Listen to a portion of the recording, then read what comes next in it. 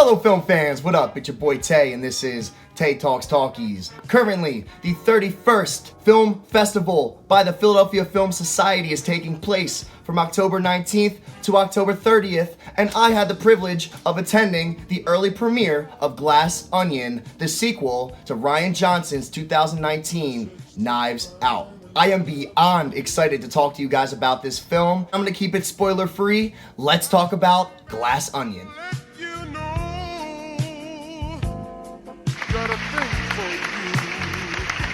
First, I want to talk about the script. Rian Johnson wrote the script himself, just like he did for Knives Out, and this film is a blast. Rian Johnson proves, yet again, that he can write a tight script with no plot holes, and it's a blast. It's funny. I think this film is funnier than Knives Out, and Knives Out I found very amusing.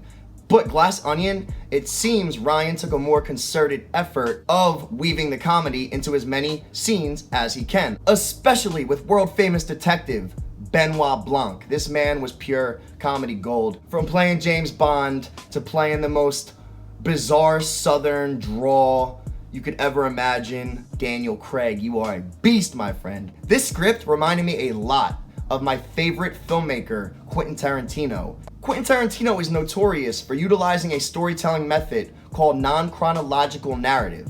Well, Rian Johnson seemingly took a page out of Quentin Tarantino's book and utilized that form of storytelling to great efficacy. I felt like he utilized it just as well as Quentin does, and that is a testament to the talent that Rian Johnson brings to the table. Rarely do we get a good director, but when we get a director who also can write a great script, we're in business. We have a guy that truly loves film, a guy who's doing it not for the profit. Of course, everyone wants the profit, but he's doing it because he loves film, and I love film, and I love Rian Johnson because of that. Honestly, it makes me forgive him for what he did to my boy Luke.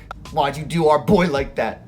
But with 2019's Knives Out and now Glass Onion, he has proved to me that he is a great filmmaker, and I am excited for what this guy is gonna do in the future. In the Q&A post-film, Rian Johnson actually said that he would love to make more iterations of these types of films with Benoit Blanc as the main character, and I couldn't be more there for that. There's something magical about a good murder mystery, especially when you have someone like Daniel Craig crushing it. Absolutely crushing it. I mean, the script was as tight as can be. The script was tighter than a parking spot in New York City. I mean, this script is tight. I'm talking about tight. Tight, yeah!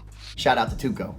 Now, when I say tight script, I am alluding to a script that doesn't leave any open holes at the end. The story concludes, and I feel content. Why? Because anything that was left in the air was intentional. There was no missed details, and to me, that's why a film is superior to television. In television, you're producing 30, 40, 50 hours of content. For a film, you have 2 hours, sometimes more. Make it tight. And Rian Johnson does that. And in an era where we don't get that much original content, we don't get that much film that we can tell has been painstakingly scrutinized to the point of Stanley Kubrick levels of obsession, getting as close to perfection as possible, because that is the endeavor of a true creative. Next, I want to discuss the actors, because Jesus, are they good. Not a bad performance in this entire film. Now, there's no singing in this film. Hopefully not a spoiler. However, if there were singing, I think we have two of the greatest singing actors in show business right now, in Leslie Odom Jr. and Janelle Monáe, and they both absolutely crushed it. Honestly, I think it would be rad if they dropped a Glass Onion song. Why not? I want to talk about the cameos in this film, because there are a lot of cameos and they are fun. I don't want to give any real spoilers, but let's just say I think the biggest actor in this entire film has been reduced to just a mere little cameo, and I love stuff like that because it just brings the fun to a whole new level. It doesn't feel cheap, it feels just right. I'll let you guys figure out which cameo I'm talking about. We also get some famous people in it who are playing themselves. It was just a blast. Absolutely a blast. Now, I want to talk about the standout of the film and the reason that the original got a sequel, and that's Daniel Craig as Benoit Blanc. absolutely phenomenal. I don't know what else to really say except mesmerizing. Some people are turned off by his accent, Mr. Blanc, if you please. but they're not understanding what he's doing and what Rian Johnson's doing. It's supposed to be ridiculous. It's supposed to be absurd. It's not supposed to make sense. It's a murder mystery. And Agatha Christie would be proud of this murder mystery. It has unusual beats and unusual stakes.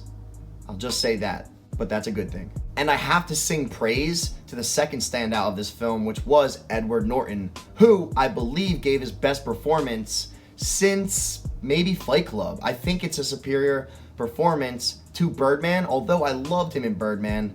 I think we get a more fleshed out and real person in this film, and he plays it so well because we all know the exact type of person he's playing, and it's pure perfection. I think he crushed it. It's funny, in the Q&A, I actually wanted to ask Rian Johnson how was working with Edward Norton, because we've all heard the horror stories of working with Edward Norton, but I bitched out. The next actor I really want to talk about is Dave Bautista. I am really impressed with Bautista and his growth as an actor. Every film we see him in, he is a clear, superior version than the prior film we've seen him in, and Glass Onion is the greatest example of that. He is actually giving a compelling performance, and you feel what he's going through. You feel it. And we all know people like his character, so again, it's just, these characters are written so real that you really feel like they're real characters. Next, I want to talk about Kate Hudson and Kathryn Hahn, who are both amazing in this film. I've never seen a bad Kathryn Hahn performance, and really never seen a bad Kate Hudson performance either. And I gotta say, not that 45's old, but I think she's about 45. She's in a bikini in one scene, and she looks fantastic. I was blown away. I was like, wow, Kate Hudson. Okay, I see the Goldie Hawn. I see the Goldie Hawn. And I love Kathryn Hahn for always being good at teetering between that line of drama and satire. She's very good at teetering between, is she being serious, is she not? And lastly, I want to talk about two up-and-coming young actresses that I was quite impressed by and never have seen them in anything prior. And that's Madeline Klein and Jessica Henwick. They were both fantastic, playing very different types of characters, yet again, both very believable, really real characters that we've all experienced, we've all seen, we all know, and you can really get on board and relate. And it makes the entire thing just as lubricated as possible because all these actors are perfectly casted, they're all bringing their A games, and when you have a good director, that should be the product. You should be able to get the most out of your actors when you're a good director. That's what makes a director a good director. It's just a great composition of actors we have here for Glass Onion, and they all come together to really make real compelling characters. And yo, Madeline Klein. Hi. Next, I want to talk about the music in Glass Onion. The composer is Rian Johnson's cousin, Nathan Johnson.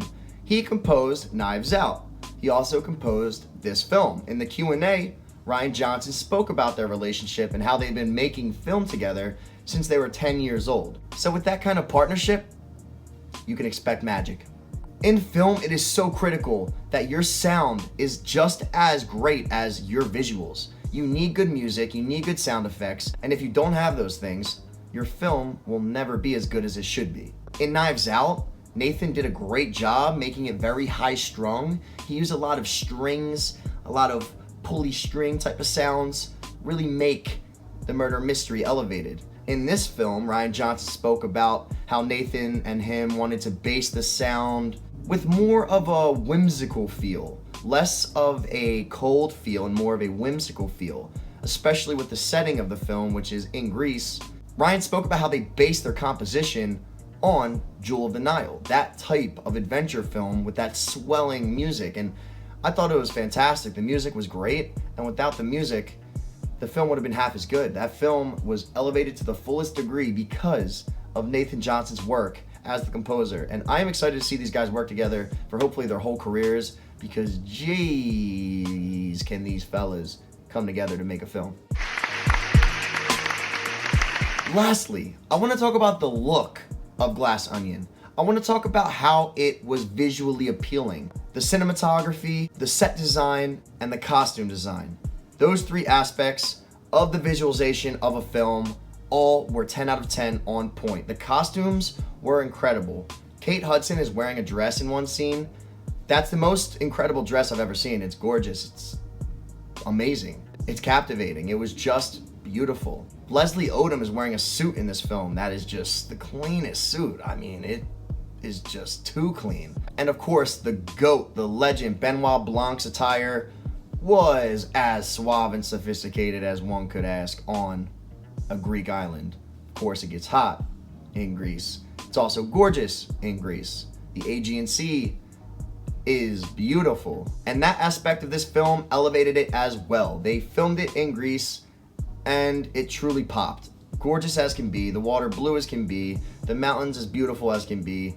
It was just as beautiful of a setting as you could ask for. Combine that with spotless costume design and flawless cinematography by Steve Yedlin, who also did Knives Out, and you cannot go wrong. Top to bottom, I find it to be as fantastic as the original, which is really rare. Usually sequels don't even sniff the original. To get a film that is probably just as good, if not better, than the original, that's great. That's incredible. That's passion, and that's loving the thing that you're making.